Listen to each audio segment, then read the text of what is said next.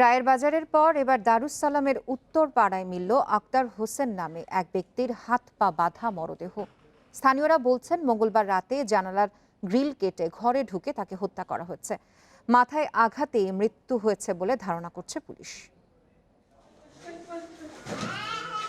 এই ঘরেই ৬ মাস ধরে থাকছিলেন আক্তার হোসেন। বিবাহ বিচ্ছেদের পর মেয়েকে বিয়ে দিয়ে জীবন কাটছিল এখানে। চাকরি করতেন বেসরকারি প্রতিষ্ঠানে। বুধবার দুপুরে মিলেছে তার মরদেহ। স্থানীয়রা বলছেন সাদামাটা জীবনযাপন করতেন আক্তার। করোনার কারণে চাকরি হারানোয় বেশিরভাগ সময় থাকতেন বাসায়।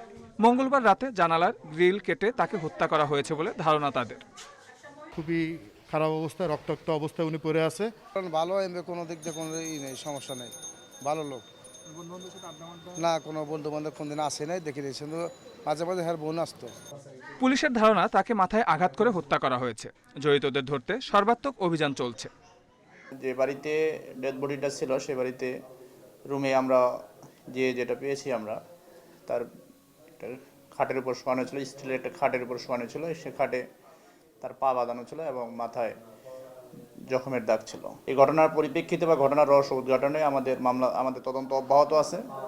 ময়নাতদন্তের জন্য আক্তারের মরদেহ সোহরাওয়ার্দী হাসপাতালের মর্গে রাখা হয়েছে। Suman Tanvir, independent news, Dhaka.